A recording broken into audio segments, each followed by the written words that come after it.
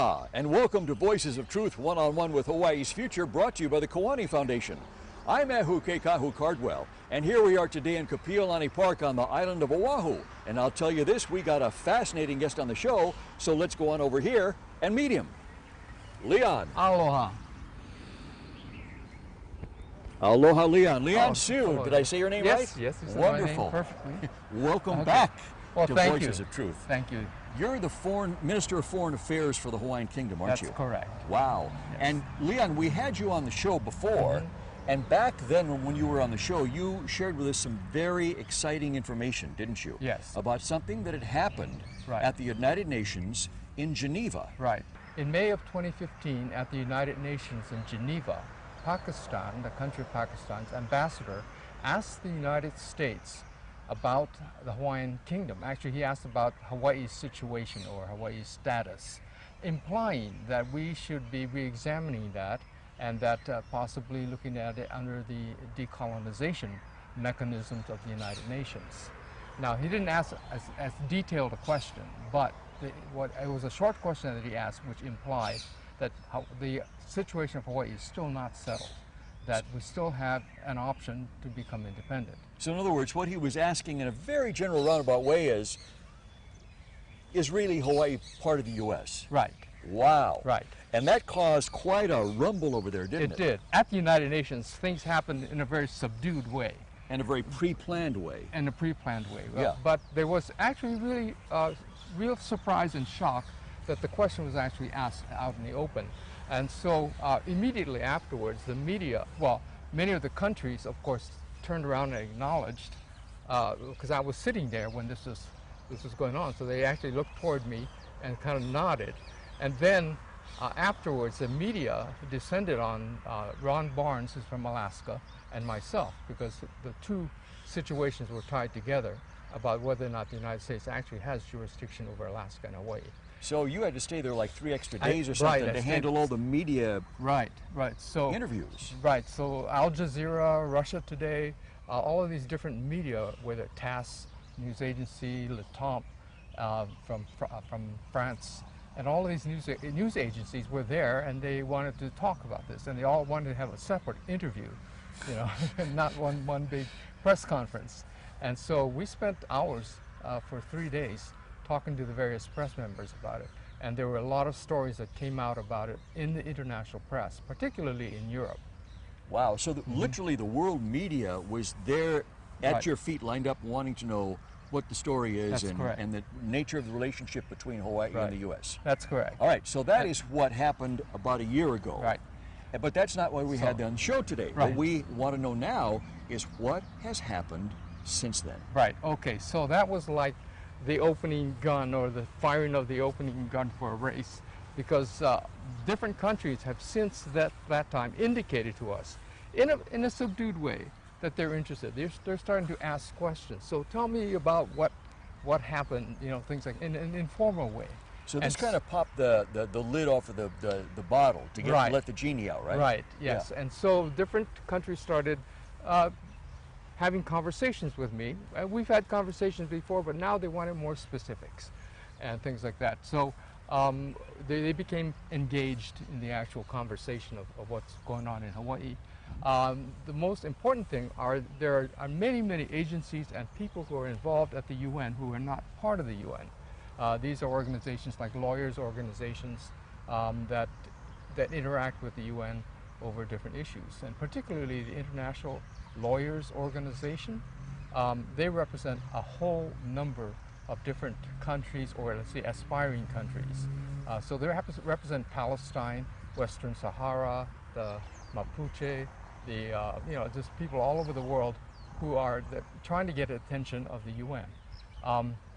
And to varying degrees, pretty successful. Palestine is an observer at the United Nations.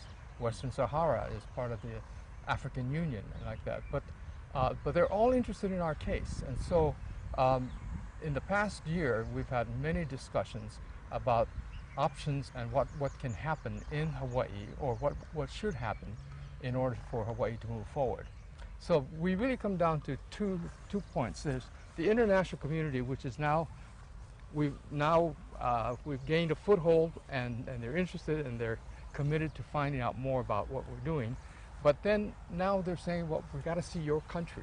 We have to see who your people are, and we have to see some real activity on your part, on our part here in Hawaii, to show that we're serious about pursuing independence, because they're not going to initiate something at the level of international level if there's nothing going on here. They're not going to stick their neck out, is what you're saying. That's right. Yeah. Because, and that's what it would be. They're not going to stick their necks out unless we stick our necks out. It shifts the whole responsibility back here. And this is where our conversation has to be. In the last few years, we've been talking about the coalition. Well, we've actually formed and been having active meetings of the Coalition of Hawaiian Nationals. There's the Aha Aloha Aina going on. All of these are discussing the formation, or at least the pulling together of the nation itself, the people of the nation. And we're not talking about governments, we're talking about the people of the nation. And this is something that we found over the years, is that we actually kind of put the cart before the horse back in the 1990s, when we said, oh, okay, we have the right to reactivate our governments, so let's do it. So several governments were reactivated or created and started moving forward as governments. But really that's not in our situation, that's not really how it can really work. Because what happens is that we've got to be squabbling amongst each other about which government is right and wrong and things like that. And I'm not saying any of them are right or wrong. I mean, I think everybody's effort is well taken and is going to also be very valuable in the future. But that's not what the UN is looking for, right? The UN, neither are we. We need to stand up. We don't want to be eternally squabbling over which government is which and then still be stuck under the United States. Right. Because we can't settle our differences. So what we want to do is to actually create a situation in which the nation comes together in spite of the fact that we don't have a government yet, or in spite of the fact that we have many governments, but just come together as a nation to express the will of the people for independence. And if we do that, then we need to start taking some actions that will actually press the United States to begin to discuss the matter with us. And so that's what we need to do. Okay, so Leon, let me stop you right there and explain a distinction to our viewers and to me. You mentioned governments, and then you mentioned people coming together, and there's a big difference between the two, yes? Yes, there is. So what is that difference? Well, if you look at the United States, for instance, they're in the midst of an election, a presidential election, and all that. So the election involves the body politic of the nation. But the leaders are the ones that are being chosen. But they're two different things. There's the body that chooses the leaders, but if we don't have a body to choose our leaders, then we really don't have a nation yet. We've got a bunch of leaders. The body is the people. Right. And that's really what constitutes a nation, right. Is the citizens of that nation, well, yes? Two items, the citizens and the territory. The physical land. The physical land, yeah. Gotcha. Yeah. Yeah, so we actually have that, and so what we need to do is to assert ourselves as the citizens, or in the case of the Hawaiian kingdom, the subjects of the kingdom, and to really identify them so that we can stand up and actually present ourselves. It doesn't have to be a majority of the people. It needs to be a core group, or at least a strong core, that really have that, are able to assert the nation, the interests of the nation. We can take examples of many cases going on around the world, and that for the Palestinians, for instance, whether or not you support them, the fact is that they did put together the Palestinian Liberation Organization and pressed as a group of people, even though there's still very many factions. And they're still fighting. And they're still fighting amongst each other, yeah. and yeah. with everybody else. Yeah. But they're still, the Palestinian Liberation Organization is recognized as a movement, as a serious movement to free Palestine. So, and then there are many others. The Western Sahara have the same. The most interesting thing and most recent is West Papua, what's going on there, because they've been factionalized for many years, including many of their leaders in exile. So you have several factions in exile, several factions in the ground, sort of resenting each other.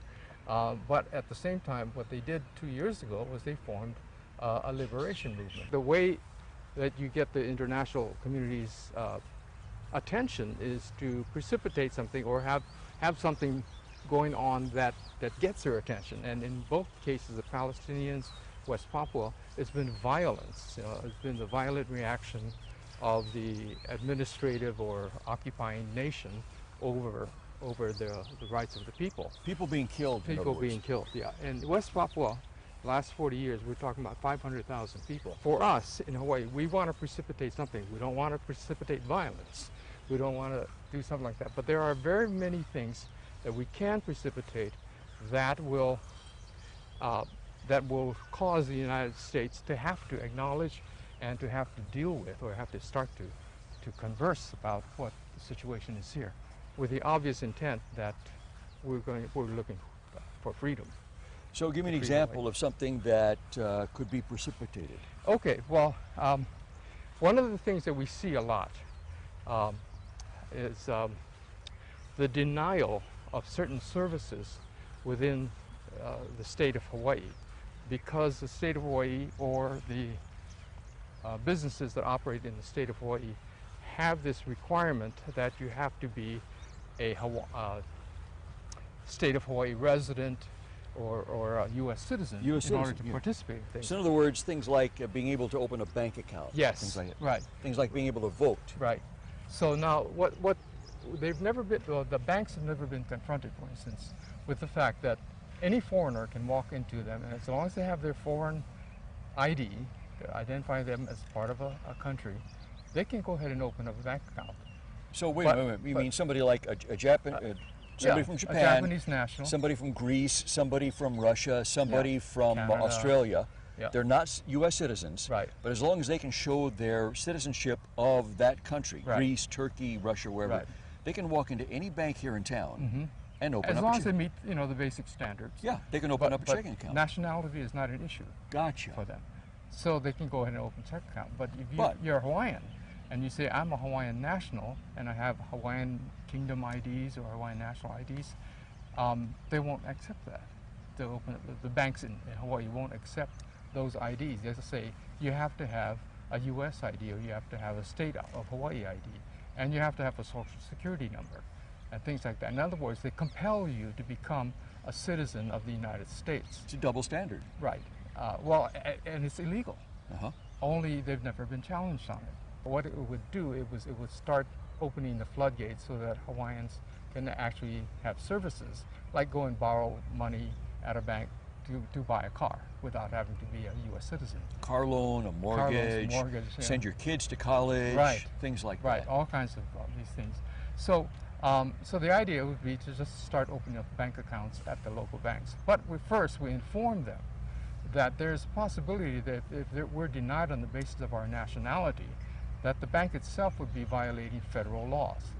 And so the idea is we go ahead and we inform the bank we're going to test this, and then go ahead and test it. And it's up to the bank to change its policies and accept us, or to try to fight it. And then now we have a case, a federal case. A U.S. federal case. Yeah, right.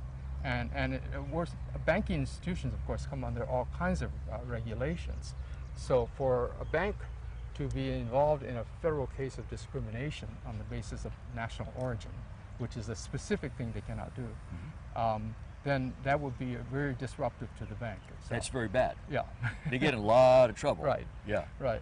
But see, so once you test one or two cases, then it opens them all up. And so then our people will be free to then say, okay, then I will declare myself a Hawaiian national because now I can function at the very basics with my finances here in the Hawaiian Kingdom. So that grows our nation. There are many other situations. One of the most prominent, of course, is the people who are arrested for or ticketed for driving offenses in the state of Hawaii. And there's hundreds and hundreds of them every year that where people are ticketed because they're saying or have carrying a Hawaiian national ID of some sort, but the officer and the courts say, well, it's not valid, and so then they prosecute anyway. The ironic thing is that the one case that went to the international courts in the year 2000, which was the Larson case, was over traffic tickets. Really? You know, so a series of traffic tickets issued to Lance Larson, who basically said, the United States is imposing its laws on me, and I'm a Hawaiian national living in the Hawaiian Kingdom, and my kingdom is not protecting me. So he sued the Hawaiian Kingdom for not protecting him, and it went all the way up to an international court. Now, what was great about that is that it established two things, and that particular court will not accept a case unless there is a country involved, an actual country, the Hawaiian Kingdom in this case. And you cannot bring a case just as any old person against it. You have to be somebody with a vested interest in that country. So Lance Larson said, I'm a Hawaiian Kingdom citizen, and I'm suing my government for not protecting me. And so that was an international case, and it was accepted. When Pakistan popped the question at the UN in Geneva about a year ago, it really caused everything to shift. I mean, Yes. it changed everything that had been in a particular way for many, many years, yeah? Yes. Yeah, we had been working, of course, to get it up to a point where people were ready for this one hurdle, which is somebody mentioned it in public or officially at an event at the UN, which Pakistan did. So yes, it opened up, it threw open the gates, and it basically these different countries started to indicate that we could talk to them more openly about these matters. We had been talking behind the scenes with them, of course, but now it was like, okay. So, for instance, like I was invited to the Pacific Islands Forum by several of the ambassadors, Pacific Island ambassadors who were in Geneva. They said, you know, maybe you ought to come to the forum, and maybe we can find some way we can discuss this there, you know. And of course, I've already been in touch with all the members of the forum, sent them letters in the past, etc. But just to inform them that we're around. But now they're saying you ought to come, and maybe we can talk a little bit on the sidelines. But the thing that actually I think we need to indicate, we talked about how most of these efforts to free one's nation is triggered by violence. That's when the UN takes notice and they step in and they start to try to mediate. The unusual part of our case is that it's intriguing a lot of the people because we're trying to do this non-violently with aloha. And so it actually has become something even more, it's so unusual that the nations are really kind of interested to see how this works out. It's something that's never been done before, Yeah, isn't it? and it's something people can get behind because it's a peaceful effort. You know, they're not going to be talking about sanctions and sending off troops and things like that. You know, it's a peaceful effort. So it forces the United States into the position of having to play well and play fair. Ours is such a unique case because we still are a nation in continuity and that kind of stuff. So it is a very unusual case and one that really looks winnable. You being the Minister of Foreign Affairs for the Hawaiian Kingdom, that means you go back and forth between Hawaii, the Hawaiian Kingdom, and Geneva at the UN quite a bit, yeah? Right, and New York. And New York. And now it sounds like you're going to be spreading out even more, going to the various countries to sit down and have one-on-one talks with them. Correct. Yes. To further this, yeah? Yes.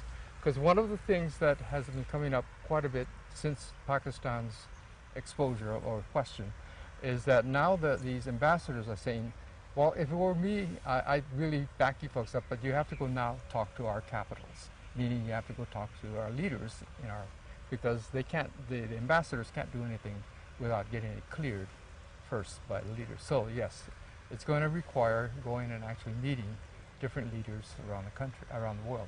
I've had some meetings already in the past, but now some of those leaders have changed, new elections, and they've been replaced.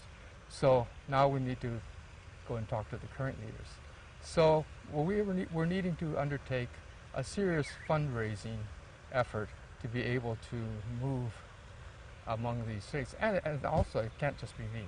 We need to start to expand and get more people involved who will be able to go and represent our interests with these countries. Leon, what do you think the best way is to get more people in Hawaii involved in this? Well, I think that the plans that we have to get people more comfortable with becoming a Hawaiian national or declaring to be a Hawaiian national. These types of things, actually, people will become involved that way. And then we'll start to move the people into participating more in the general areas. There's so much need as far as organizing our nation, and then as far as promoting our nation on the international scene. So it's just a matter of people setting up some mechanism in which people can actually contribute to, which we're in the process of doing. Wow, so it sounds to me like you need both. Yes. People here getting involved in declaring themselves Hawaiian Kingdom nationals. Yes.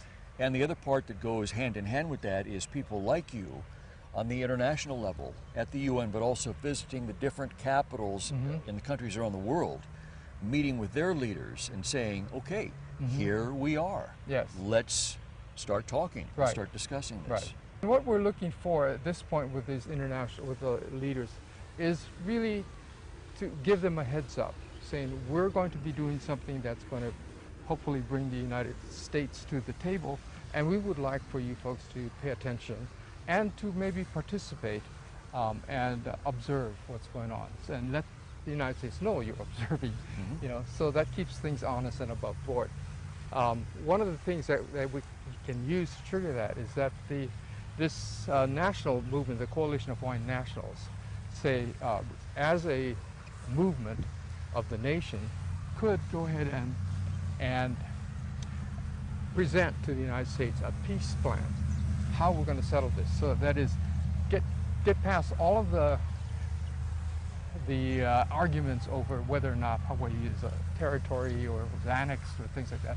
Just simply say, we're going to settle this issue by offering to make a peace plan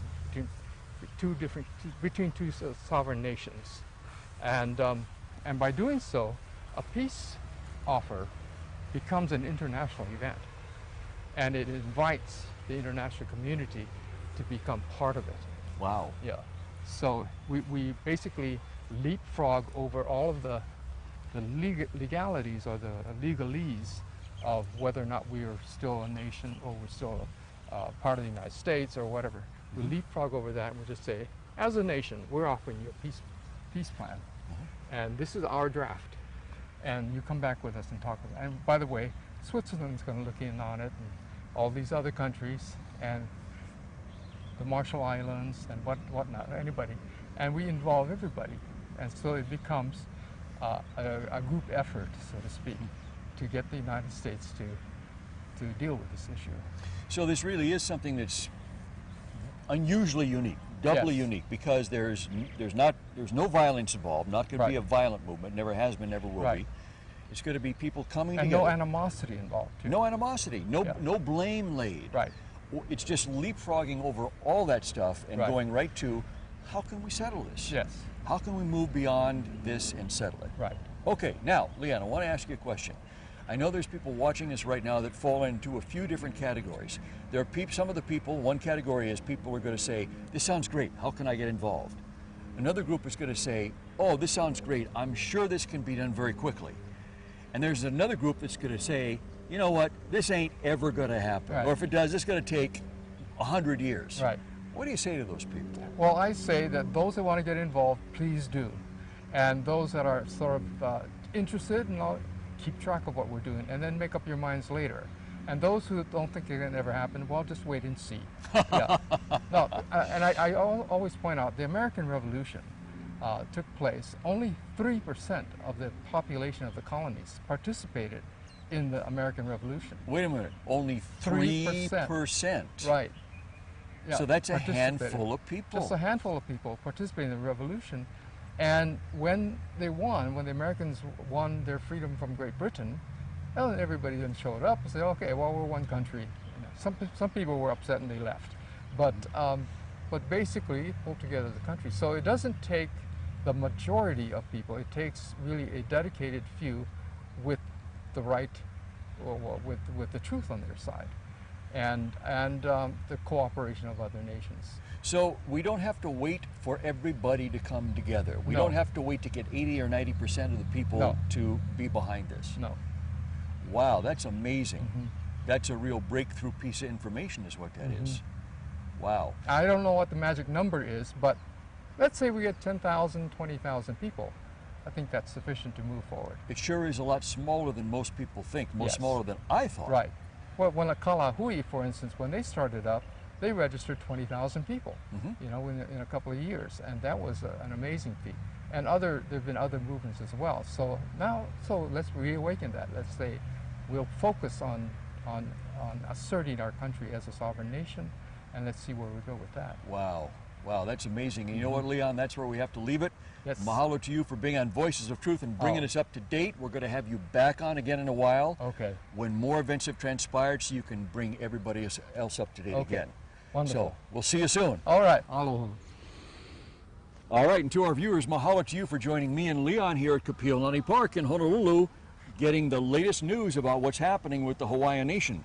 Remember, you can watch us on the web 24/7 on voicesoftruth.tv.com, and you can see Voices of Truth, find Voices of Truth on Facebook. I'm Ehu Keikahu Cardwell for the Kiwani Foundation, along with Leon Sue, and until next time, ahui ho!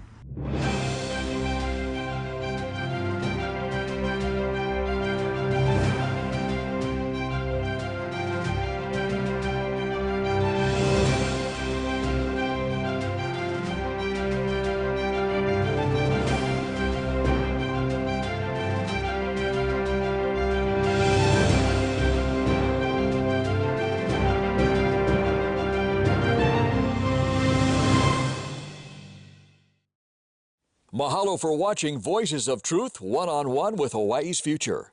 Watch us on the web 24/7 at voicesoftruth.tv.com. You'll find all our shows, including this one, in case you want to see it again or share it with family and friends. Also view our weekly video commentaries at freehawaiitv.com. And check out our blog, published daily, at freehawaii.info. It's all part of the Free Hawaii Broadcasting Network.